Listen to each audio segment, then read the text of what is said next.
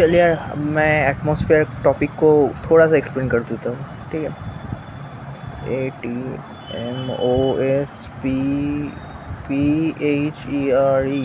मेरे को स्पेलिंग भी सही से याद नहीं है, वो बताया है। तो देख, एटमॉस्फेयर इसको हम क्या बोलते हैं, मतलब ये हमारी अर्थ पकड़ ले, ये अर्थ हमारा नीला गोला। सो देन ये अर्थ है, इसके ऊपर लेयर्स बाय लेयर्स बहुत सारे ऐसे ऐसे है, ठीक है। तो इन हमारे अर्थ के ग्राउंड से इस एरिया को पूरा, मतलब जितना तक एयर है उसको बोलते हैं एटमॉस्फेयर। इतना तो तूने किताब में भी पढ़ा होगा। जो भी हो, अब सुन। एटमॉस्फेयर में हमको मेनली, एटमॉस्फेयर में हम क्या होता है, हवा। हवा मतलब गैसेस। तो गैसेस जो है हमारे यहाँ पर है नाइट्रोजन, ठीक है। नाइट्रोजन जो हमारा है वो है 78%, इसीलिए हमारा आग जलता है, समझी। नाइट्रोजन जलता है तो आग जलता है। इसके बाद आता है ऑक्सीजन। ऑक्सीजन सेकेंड पोजीशन में, ऑक्सीजन है 21%। और जो हमारा थर्ड पोजीशन है वो आता है आर्गॉन। आर्गॉन है 0.9% के करीब। ये है नोबल गैस, ये याद रखना, ठीक है। नोबल गैस है ये क्वेश्चंस आता है कि एटमॉस्फेयर में सबसे ज़्यादा कौन सा नोबल गैस है, ये याद रखना। देन आता है CO2, ये आता है 0.04%। ये तूने बहुत बार पढ़ा है। इसका आगे बहुत सारे होते हैं अदर गैसेस, OTH करके लिखते हो, बाकी जो बचा है वो अदर्स है, ठीक है। ये बात याद रखना, ये चीज़ें काम आएंगी। देन अब देख, अब एटमॉस्फेयर में क्या होता है, बहुत सारे जैसे होते, मैंने बोला तुझे बहुत सारे लेयर्स होते हैं, ठीक है। ऐसे लेयर्स होते हैं, ऐसे ऐसे करके। ये अर्थ का ग्राउंड पकड़ ले, तो ऐसे ऐसे बहुत सारे लेयर्स होते हैं, इन लेयर्स के नाम होते हैं। अब मैं तुझे इन लेयर्स के बारे में बोलता था, ठीक है। देख, इनको मेनली हम क्या करते हैं, होमोस्फेयर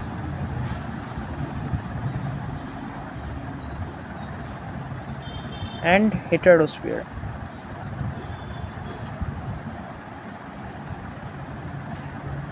इन दोनों पार्ट्स में डिवाइड करते हैं, ठीक है, इस पूरे को।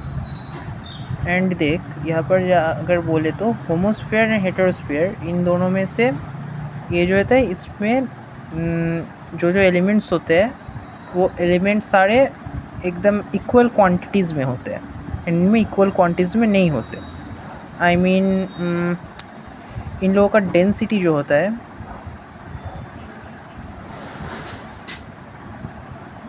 वो इक्वल होता है।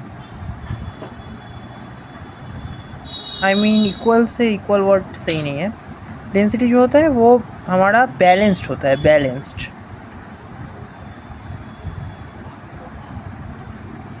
क्या कर दिया मैंने। एंड इनका जो डेंसिटी होता है वो अनबैलेंस्ड होता है,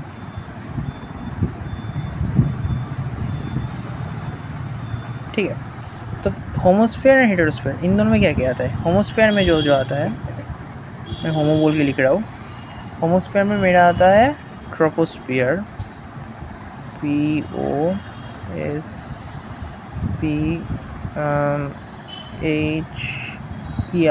होता है ट्रोपोस्फियर। एंड स्ट्रेटोस्फियर,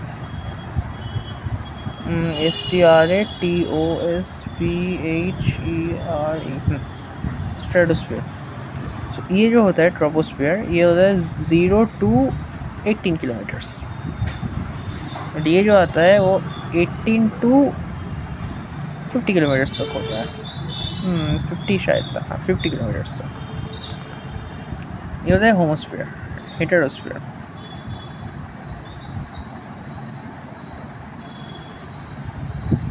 हेटेरोस्फियर में किया जाता है मेरा मेसोस्फियर।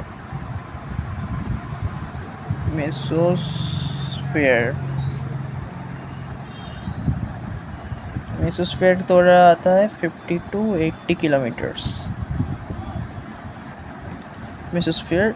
एंड मेसोस्फियर के बाद आता है यहाँ पर थर्मोस्फियर।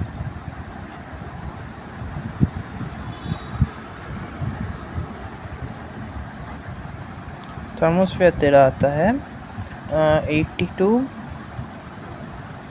400 किलोमीटर्स के करीब। 400 कुछ किताबों में लिखेंगे यहाँ पर 500 तक लिखा होता है, ठीक है, तो 500 किलोमीटर पकड़ ले थर्मोस्फीयर।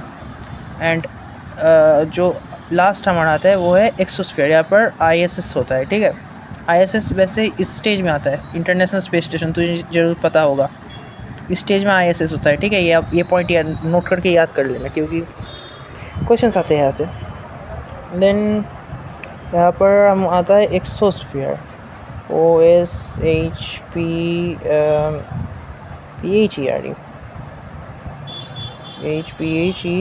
हम ऐसा ही स्पेलिंग होता है वह, और स्पेलिंग थोड़ा मिस्टेक होगा तो देख लें। 500 किलोमीटर्स टू 1000 किलोमीटर्स। कुछ किताब में, तेरे किताब में जैसे शायद अबव भी लिखा हो सकता है, आई डोंट नो, बट इसके बाद भी नहीं, इन तीनों के बाद भी एक स्टेज आता है, ये किताबों में नॉर्मली नहीं लिखा होता।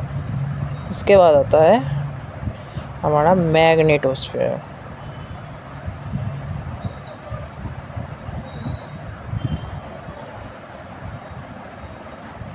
ये आता है हमारा 1000 किलोमीटर से 10,000 किलोमीटर्स,